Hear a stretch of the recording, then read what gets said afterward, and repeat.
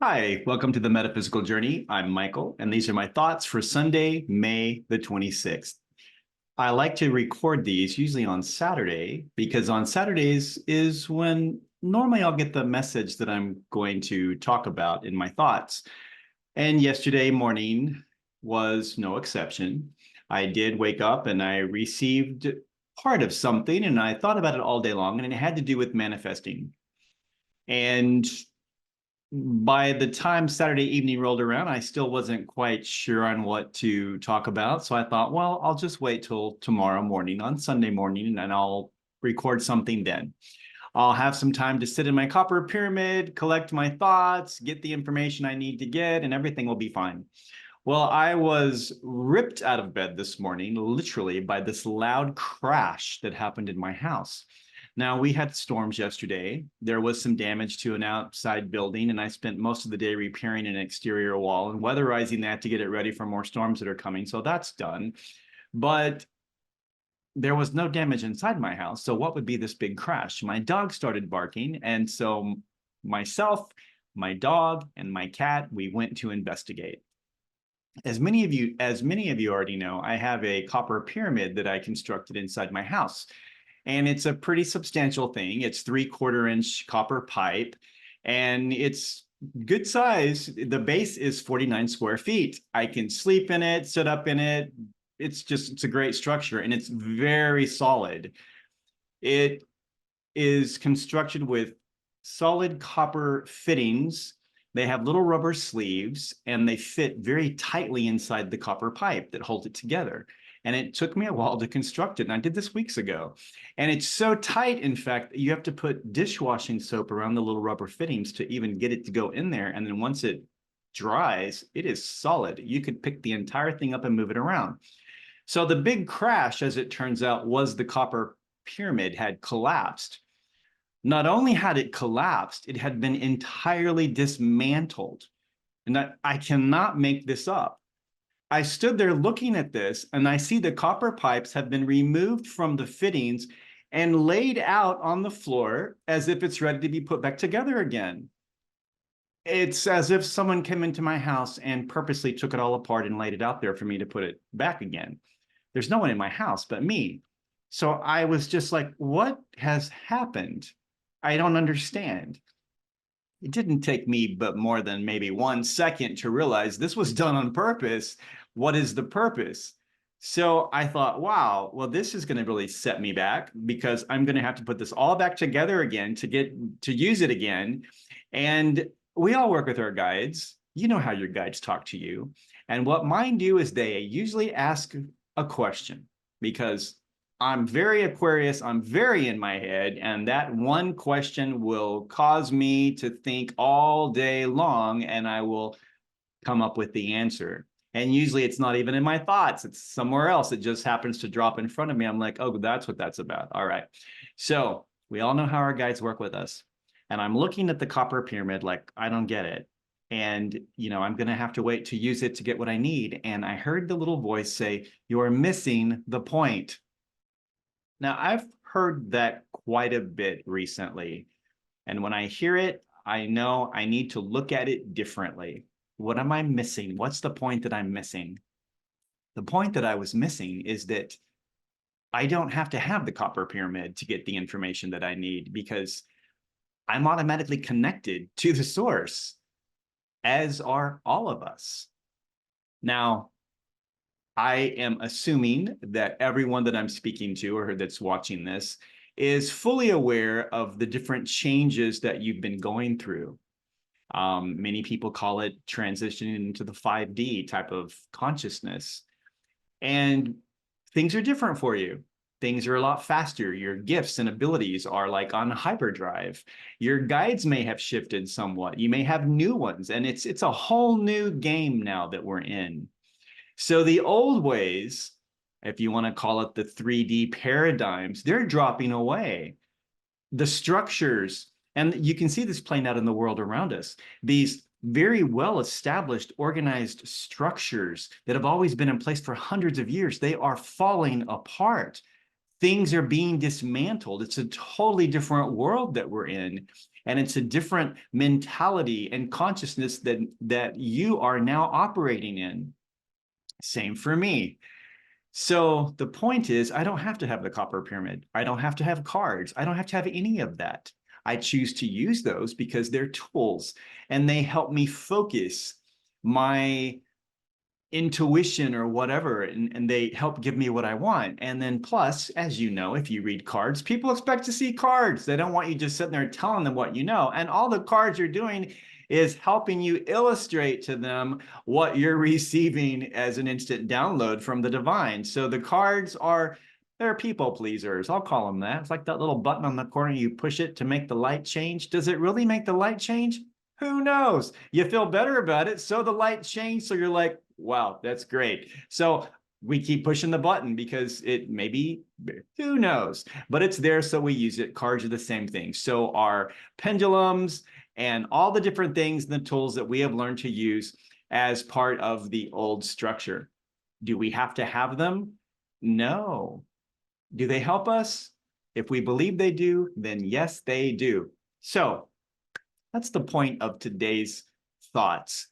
How do we manifest? Where do we put our faith? So all day long, as I've been working on that outside wall, I've been thinking about this one. Where do I put my faith? And that took me back to how I was raised and how a lot of people are raised. How we manifest is a reflection of how we learn to pray and ask for things. It was some of us, at least with me. And I was taught to pray to God. Now, I didn't know where God was, somewhere out there.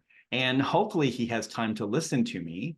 And, so you ask for what you want. And then I was always taught to end that by saying, if it be your will, not mine, but God's, wherever God is. And it was a toss-up, a coin toss, a spin of the dial. Maybe you get what you want, maybe you don't, maybe you kind of hit close. Now, a lot of people do this today through card readings. That they'll ask the question, you say, well, what do you want me to look into? Oh, just tell me, what does Spirit want me to know? Now, I've asked that question too many times. It's really great for those, pick a card nights and stuff where you just have one card and the reader has to move through a group of people pretty quickly. And they will hit on the key highlights of something for the person to look at, what's most pressing right now. But each person asking that question, probably in their mind, they're thinking, oh, please mention this or that, because they know what they want to hear about. But they can't express that out loud, or they can't type that into the chat because, it's a public setting. You don't want to air all your laundry out there. Some people have no problem with it, and they will air it whether you're reading cards or not. They'll let everybody in the chat room know exactly what they're going through, where they've been. We know how that plays out. But so I was raised to ask, if it be your will, as if I didn't have any say in it. That is where the problem lies, because you do have a say in it. Not only do you have a say in it, you are the one that are the architect of it. Each of us live in our own little world. Our world is a little bubble around us, and we create that world. And in my world, things happen. I see things in my world the way I want to see them, and so that's how things present. If I am a very positive person, and I do tend to be, then I walk around in my little world expecting the best outcomes. People are happy. If they're not happy, there's things that can happen and they turn out to be happy. There's always ways to help people. And it's just good things come to me because that's how I see my world. And for many years, I thought I was very negative. And it turns out I'm not. I'm actually a very positive person. I'm just like a lot. I'm extremely empathic. So I pick up everything and I pick up all the emotions around me. And many times I think, or I used to think, they were mine. And I wondered, what is wrong with me? Why am I happy? And then suddenly, one trip to the mall and I come out just feeling like I'm the biggest loser in the world. I'm miserable. I'm heartbroken. someone has left me and I wasn't even dating anyone. So I don't know where that was coming from, but it wasn't coming from me. But I've realized that I am a very positive person. My world is very happy. That's how I manifest things very easily. Not things necessarily I deeply want, but all the little things that keep my world happy, it works. So we each have our own little world, and how you see yourself and how you think about yourself shapes the climate of your world. And that climate is what attracts more things into it that are just like it. So if you're a very negative person and you're always expecting the other shoe to drop, you're living in a shoe store. Your shoes are always going to be dropping. If not yours, someone else's, because that's what you perceive in your world, and that's what is going to be presented to you. The universe gives us what we want. So there's something to think about right there. If only negative things are coming to you, what are you thinking about? Because your thoughts are truly shaping your environment. There are many people running around concerned about climate change, and it is a real issue, and I am for that. But we don't think about changing our own climate, the climate of our own world, our own little microcosm here. We don't do that. So where are we putting our faith? We're possibly putting it in something external, thinking it's just going to happen. It's going to come to me because I really don't believe I can do it myself. So I need someone else to do it for me. It's just got to drop in my lap. It's not going to happen. The law of attraction, and I've talked about that a lot lately. And now I'm understanding why I keep harping on that. And I harp because it's angelic, right? We harp. So harp away. But I harp on that so much because there's a huge lesson there. The law of attraction and manifesting and that whole industry, it has to be probably billion-dollar industry for sure. A lot of people teaching, this is what you need to do. These are the steps you need to take to get the life of your dreams. Has that happened for you yet? I mean, has it really happened? Do you have the life of your dreams? Do you even know what your dreams are? Are they your dreams, or are they someone else's that you've settled for? Because if you've settled, then that settlement is what you're going to manifest. And it's probably not even yours. It's someone else's.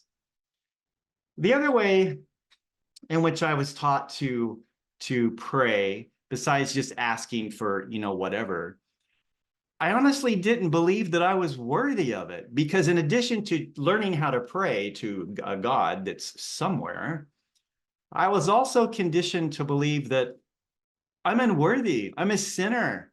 I'm a failure. I'm such a lowly worm as I. All those things were taught, and yet at the same time taught, you are the child of a king. You're the son of a king, or you're the daughter of a king. And yet you're supposed to live and pray like you're a pauper. That does not line up. That's messed up. That's what that is.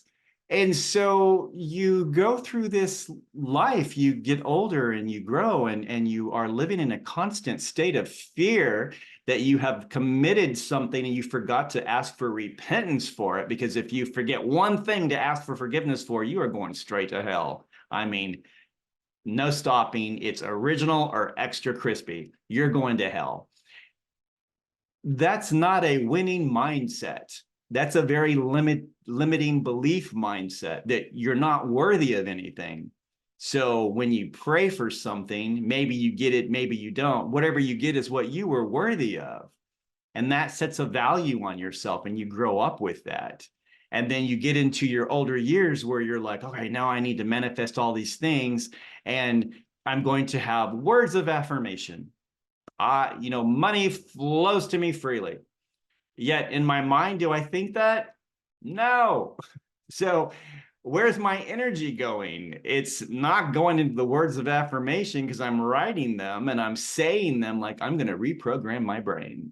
And I'm going to say all these things, and that's very surface. I'm consciously aware of that. I am consciously speaking these words of affirmation to consciously reprogram my brain.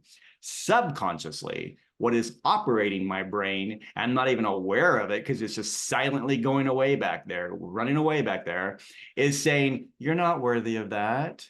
Don't ask for that. Who do you think you are? What are other people going to think if you have all of that? They're going to think that you're selfish.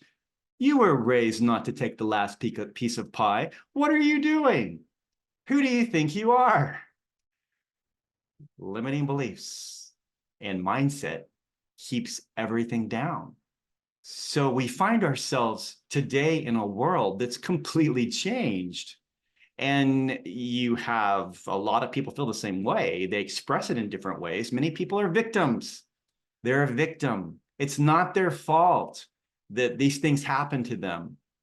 In reality, we all have a part in what we bring into our little microcosm. We actually create it. So if we create that, we can recreate it. We can change it very easily. So do I need a copper pyramid to go into for the answer for spirit to tell me what to do? No. What does spirit want you to know? The answer to that is a reverse. Actually, what spirit wants you to tell spirit is, what do you want? What do you see for yourself? What do you want to create? You let spirit know, and spirit will let's get on it. Yeah, buddy, let's do this. Let's make it happen. So we ask for things and we kind of see how we want it to go, and it doesn't work out because it doesn't meet our timing. Now, the bigger the thing you ask for, the more work that has to take place on the other side. And that's, we can't see that. We don't know what wheels are turning. So let's say that I decide that I want this. I want ABC. I'm going to put that out there. And I really firmly believe that. I want ABC, and I am like focused in on that. I am journaling about it. I'm doing quantum journaling. I'm writing that into existence based on how I feel about it, my emotions, all my passions poured into it. It is a super strong, credible ask, very credible. And the universe is like, spirit's like, all right, let's get it going. And on the other side, the team is working on putting all these pieces together. And I maintain that energy focus for, 3 days, about as long as my New Year's resolution, 3 days. And then I'm like, well, it hasn't happened yet. Wow, I'm not worthy, I guess. Maybe spirit thinks I don't deserve it. And so, well, that was a stupid thing to ask for anyway. I changed my mind. And on the other side, the spirit and the universe is like, okay, wait, stop, hold the presses, pull back the construction team. We've had a plot twist here. Michael's changing his mind. Let's see how the blueprint changes now. What is the architect plan going to be? Let's wait. Let's hold off till we get a clear answer on what Michael wants. Michael doesn't know what Michael wants. And so there's no clear answers going to the other side. So what am I manifesting now? After that, nothing. Everything is paused because I am the person here that's I'm the creator of that. And the creator has stopped creating. I've pulled my energy from the project and I've said, no, scrap it. I don't need that. That's just stupid. What are people going to think? All the negative things flow in there into my mind, and it's just done. And so the other side says, all right, we will respect the creator's wishes. The creator, he's an artist. We all know how artists are. We'll just wait until we get a new plan in place from him. Michael calls the shots, and you call the shots in your life. You do, no one else, you, and they respond to you. I like how there's a kind of a difference between, I'm gonna go back to cards, for Oracle Tarot cards, for example. In a Tarot reading, the reader will get, the cards will show kind of where you are in this moment in time. And it can look at some future scenarios and different things for you just to be aware of. The cards are never going to tell you what to do. You have free will. What the cards will show you is based on where you are right now in your mindset and what your thoughts are, This is a possible scenario, and there's many scenarios. The universe is never taken by surprise, but right now at this moment in time, based on what your thoughts are, what your creativity is, this is how it can play out. So there's that. You can get your reading and say, well, that was crap. Not going to do it. Everything is now changed. Boom, reversed. Hold the presses, stop. Everything changes. I like runes because runes are a little bit different. The way I was taught on those is that runes will show you an outcome based on your intended action. So you already have a plan in place. And you say, if I do this, what does it look like? And runes will kind of show you that. It's a really neat system, how that works. That's one way in which they can be used. Readers and diviners can use things in a variety of ways, and all is right. Nothing is wrong. But that's one way for me. I like that, is what is the outcome based on what my intended action is. In a lot of card readings, there is no intended action. The person has no idea. They come for a reading and they want the reading to tell them what to do. And I think I was doing the same thing with the copper pyramid. That's the point that I was missing. I'm going into the copper pyramid and I'm having these beautiful meditation moments, these great sessions, and I keep asking the questions of, well, show me, what should I be doing? What does this look like? That look like? Give me this, give me that. I wasn't getting those types of answers because that's not what the other side's going to tell me. The other side's listening to say, you tell us what you're going to do. Just make a decision. I've had several readings from people and they all say the same thing. Just decide on something. Doesn't matter what it is. At this point, the other side would be happy if I decided to take up basket weaving.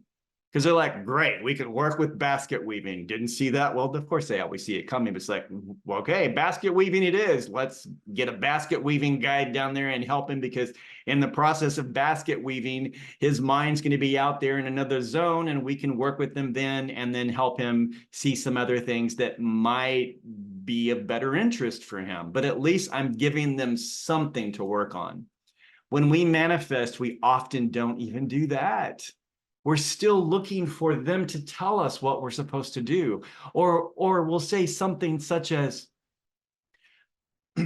I want to manifest abundance in my life. And that's a good one. We all want abundance. How do you define abundance? What does it look like for you? Or you say, I want to manifest a new relationship in my life because I want to be happy. As if that relationship is going to come in and make me happy, even if I'm a miserable person. That is a horrible thing to ask for, especially for the other person coming into your life, because it's not their job to make you happy. If you're not happy, you're not happy, and nothing's going to change that. You may be temporarily amused and happy, whatever your definition of happiness is, but it's not going to completely change anything, because in your mind, you still haven't settled on what you want, or even identified or defined what those terms mean for you. Many times how we label something positive, it's based on the negative. So am I happy? Well, I don't feel like I felt 3 weeks ago when I was miserable. So yeah, that's happy, but it's still based on misery. It's based on negativity. I haven't allowed myself many times to just sit back and ask the question, what does happiness feel like? What does it even mean? I have no concept of it, because any concept that I have is based on the reverse. So we want to be rich because we don't want to be poor. We want to be with someone because we don't want to be alone. So there's two sides to everything, and we're manifesting from the negative. We don't want the negative, so we want the positive, but we haven't really thought about what the positive is. If you had $1 million, if you were wanting to manifest $1 million, you say, I want $1 million. Have you even thought about, after you receive the $1 million, what's your life going to look like? What's it going to be? Do you think $1 million is going to solve all your problems? It's not. You had the problems when you didn't have $1 million. You're going to have the same problems when you do. You can't buy your way out of them, because it's all coming from inside of you. So in manifesting things, we truly don't have a clear concept many times of what we want. Or we want to manifest a particular, like, I want a new job, as if that new job's going to change everything. It doesn't. I want this or I want that because that's going to solve everything. It doesn't. We don't think beyond the manifestation item or person or thing. We don't think any further because we haven't created that yet. So you are a creator. You are in charge of everything in your life. You are solely responsible for your life and for creating it, not something else, not a card, not a pendulum, not a crystal. That's another area that people, and I fell for that as well. I have a lot of crystals, a lot. I love them. They're my babies. So are all of my hundreds of Oracle and Tarot decks. But I love them. And when we learn about crystals, we learn that they have particular properties. So there are a lot of people walking around right now out there, and I have been one of them, that they have a particular crystal bracelet or necklace that they wear because they fully believe that that crystal is going to do that for them. It's not. It's got certain properties and energetic qualities and things, and they will blend with you to help go into your flow as you manifest what you want. They're going to just give you an extra boost of energy, but it's still got to flow from you. It has to come from you. And it's not one of those, if it be your will. It's not someone else's will. It's yours. What is your will? That's what's important. That's what you have to remember. And so all the shadow work you've done, that you've been learning about different aspects of yourself that you didn't even know existed in this life and many in the past, you've been working through this stuff. Why is that? All that happens to remind you of who you are. You are a spark of light from the divine. You are a creator. You're a manifester. You are a magician.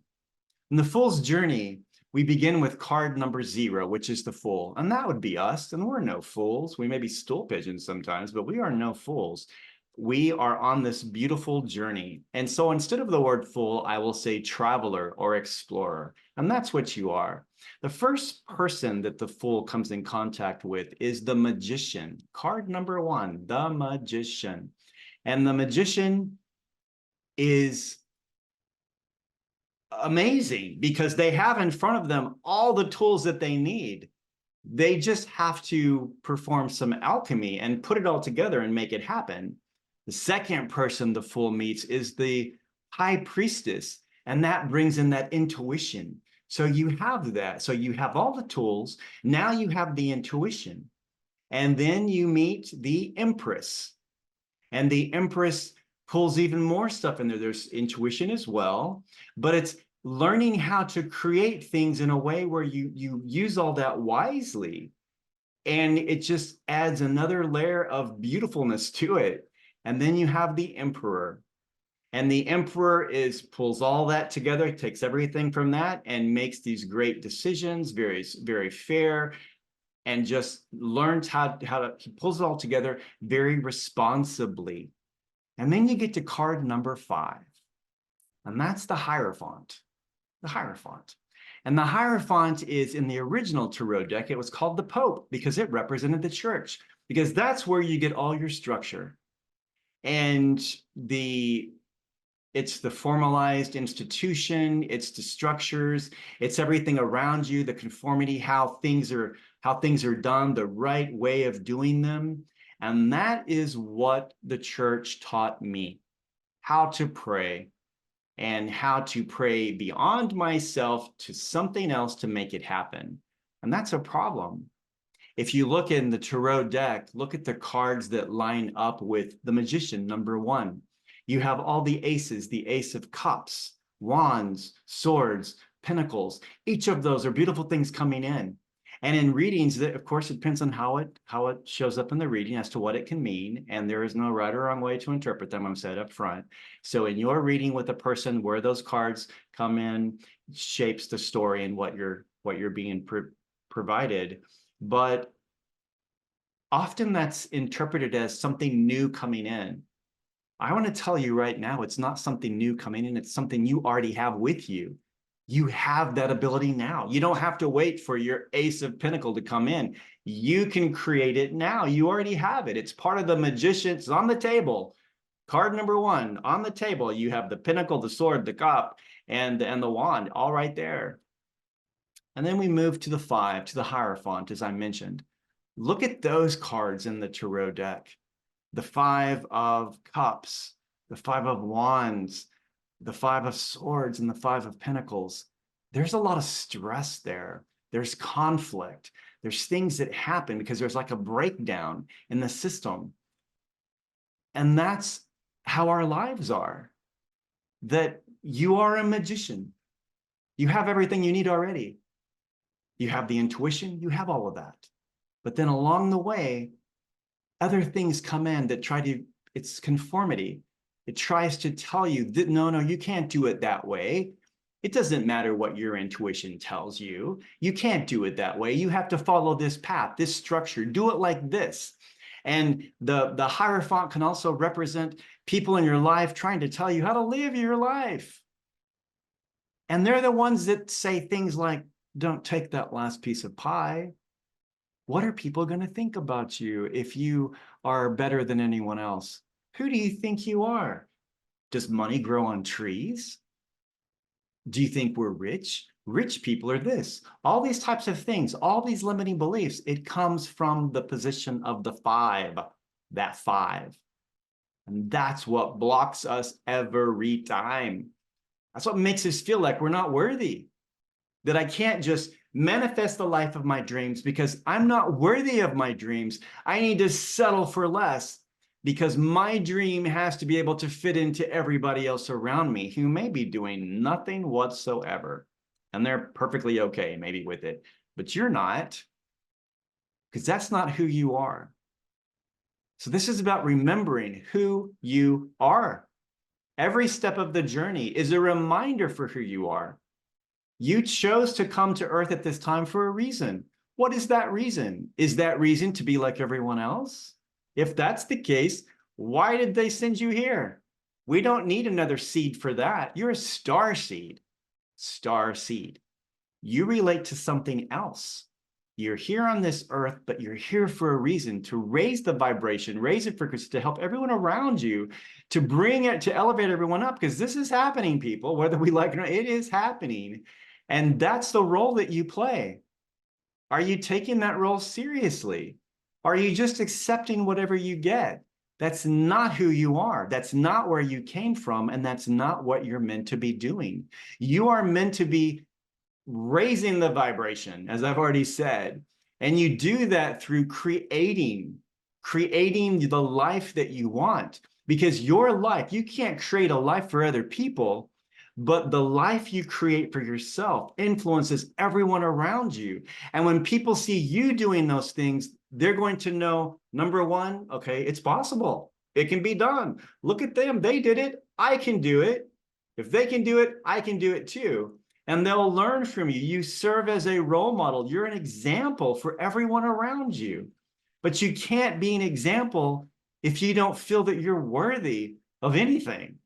You're just the status quo. So are you a starseed or are you a status quo? You're not a status quo, and you're not a fool. You're a magician.